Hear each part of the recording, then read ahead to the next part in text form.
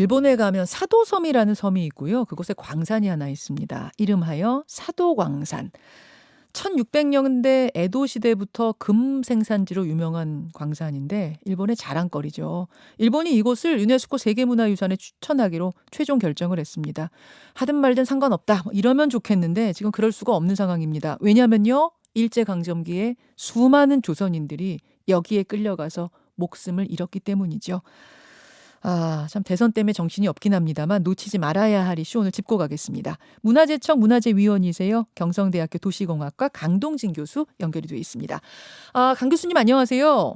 네, 안녕하세요. 예, 강동진입니다. 일본의 네, 사도광산 저는 좀 낯선데 이게 어떤 예. 곳입니까? 일본 동북 지방에 있고요. 우리 네. 동해와 마주보고 있는 니가타현에 있는 이제 섬인데요. 음. 이곳은 이제 에도 시대부터 금 생산지로 유명했었어요. 예, 예. 그러나 이제 메이지 시대 이후에 근대 광산으로 특히 1896년에 미쓰비시 이제 전범 기업이죠. 네. 합자 회사가 이제 인수를 하면서 음.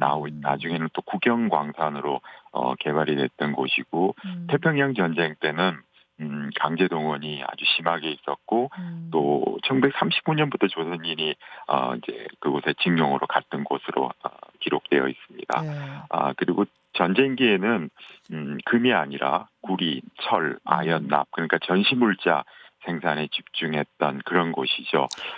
최근 이제 역사학자들의 이제 연구 결과에 따르면 네. 약 조선인이 한 1,200명 이상 정확치는 않습니다. 추정 어, 음. 강제 동원된 것으로 지금 알려져 있는 그런 곳이고 대부분의 이제 강제 동원 당했던 분들이 진폐증을 앓았을 정도로 진폐증. 상당히 중노동과 그리고 음. 상당히 생명을 잃을 수밖에 없는 위험한 그런 광산이었습니다. 네. 일본에게는 이게 큰 자랑거리입니까?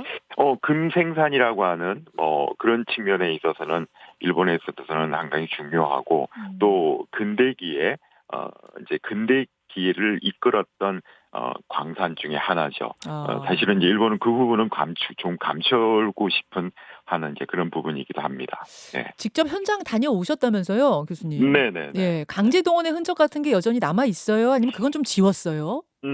대부분 다 지워져 있고요. 그리고 음. 또 알고 싶어도 알 수가 없는 정도로 관광지화가 되어 있습니다. 그러나 아. 이제 그 기숙했던 주택의 터라든지 일부는 예.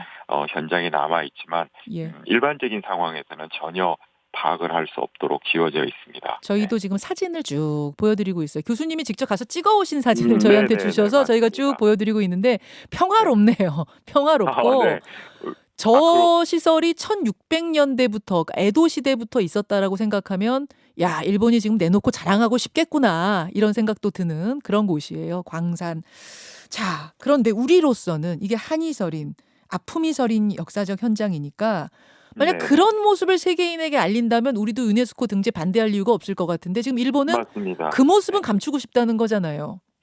그 사진 속에서도 사실은 일본이 얘기하는 에도 시대까지의 그 역사는 땅 속에 있어요. 음. 겉으로 드러나 있는 사진으로 나타나는 현장들은 대부분 근대 이후의 것들이에요. 예예. 그러니까 눈으로 보여지는 유형의 유산과 네. 그들이 주장하는 세계유산으로서의 가치가 지금 현재 맞지가 않는 거죠.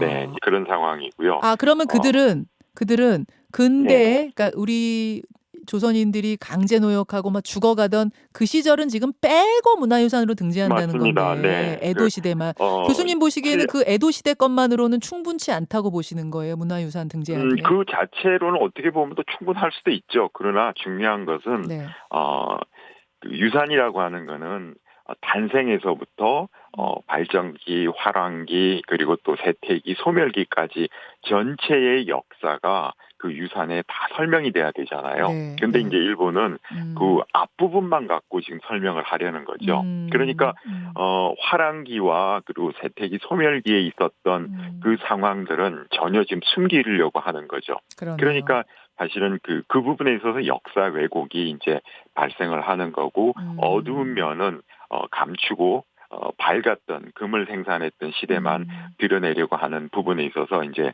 큰 문제를 가지고 있는 겁니다. 근데 네. 그동안 일본 내에서도 이건 안 된다. 반대 목소리가 있었던 걸로 아는데 어떻게 이번에 최종 결정이 났습니까? 네, 이제 메이지 산업혁명 유산 그러니까 군함도로 유명한 그곳이 세계 유산에 등재된 이후에 여러 가지 어떤 상황 변화가 있었고 또 일본에서도 이게 이제는 그렇게 이율배반적인 그런 유산을 일본의 것으로 내놓기에는 문제가 있다라고 하는 반대 목소리가 컸었죠. 네. 그런데 이제 사실은 이제 극우 세력들 지금 또 특히 니가타현 사도광산이 있는 곳도 극우 계열로 분류가 되는 지역입니다. 그래서 끊임없이 그 지자체에서는 관광 산업의 발전 또는 여러 가지 이유에서 그곳을 세계유산 등재를 추진을 요구를 했고요. 아마 어떻게 보면 일본 정부가 그 부분에 있어서 굴복을 한 거고 두 번째는 7월 달에 참의원 선거가 있습니다. 네네. 우익 계열의 어떤 표를 모으기 위한 그들의 어떤 또 단기적인 술수라고 할 수 있고요. 가장 중요한 거는 어떻게 보면 일본 정부는 수십 년 동안 강제 동원과 관련된 사실을 부정해 왔죠. 역사적으로. 그렇죠. 또 교과서에서 국민들 교육도 그렇게 시켜왔어요. 그렇죠. 이건 끝까지 일본으로부터 정부로서는 끌고 가야 되는 문제라고 볼 수가 있죠. 인정하는 순간 국민들에게 큰 혼란이 자초되기 때문에 아마 그런 여러 가지 이유들 때문에 어쩔 수 없이 일본 정부도 추진을 선택을 한 것으로 여겨집니다. 그 7월에 참의원 선거 있는 거 저는 이게 네네. 제일 눈에 띄네요. 결국 그때까지 맞습니다. 좀 이 맞습니다. 우익표 결집을 위해 끌고 가고 싶은 게 네네. 아닌가. 어차피 이거 결정되려면은 유네스코가 한 1년 정도 심사하잖아요.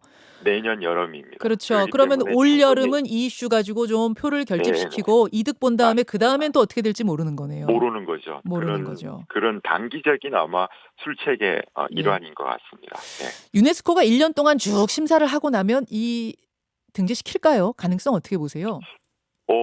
사실은 쉽지는 않아 보입니다. 7년 지난 이제 메이지 산업혁명유산 등재 이후에 많은 일들이 있었거든요.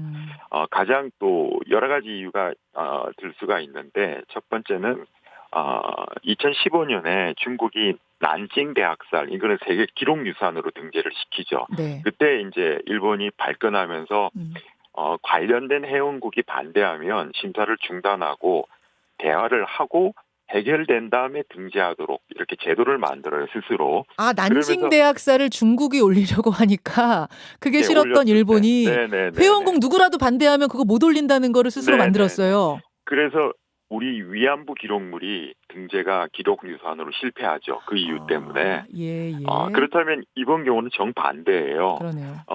이제 자기네 거는 또 할 수 있다라고 하는 논리는 사실은 말이 안 되는 거죠.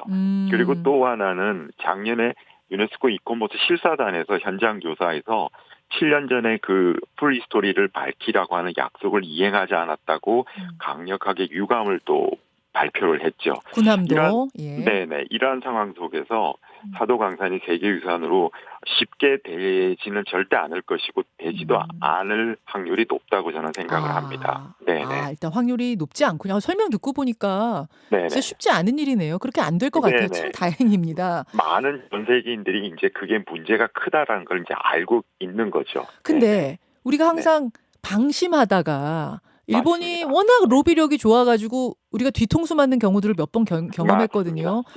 우리가 이러한 사실을 좀 널리 알리기 위해서 안심하지 않고 대응을 미리미리 발빠르게 해야겠어요. 네, 맞습니다. 강제동원의 사실 그리고 또 세계유산 등재를 하려고 하는 일본의 그 기간을 줄이려고 하는 일본의 그런 꼼수라 그럴까요? 이런 것들을 국가적인 차원에서는 물론이고 학술적으로 끊임없이 반론을 제기하는 세미나나 여러 가지 기고 형식의 글이나 방법으로 국제사회에 지속적으로 환기를 시켜야 된다고 생각을 합니다. 그럼에도 만약 등재가 된다면? 아마 되지 않도록 해야죠.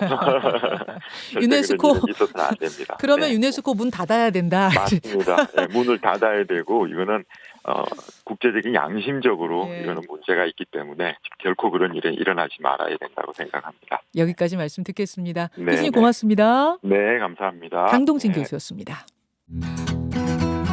김현정의 뉴스쇼는 청취자 여러분의 참여로 이루어집니다. 트위터, 페이스북, 레인보우 게시판, 그리고 단문 50원, 장문 100원의 유료 문자 샵 1212, 우물정 1212 통해 참여하실 수 있습니다. 김현정의 뉴스쇼, 여러분과 함께 만듭니다.